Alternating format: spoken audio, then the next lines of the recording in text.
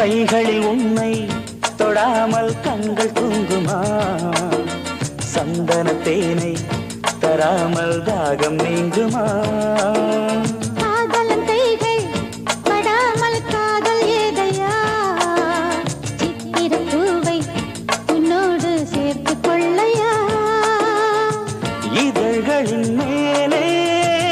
இதழ்களினாலே கதைகளை தீட்டு சுகக்கொடி ஏற்று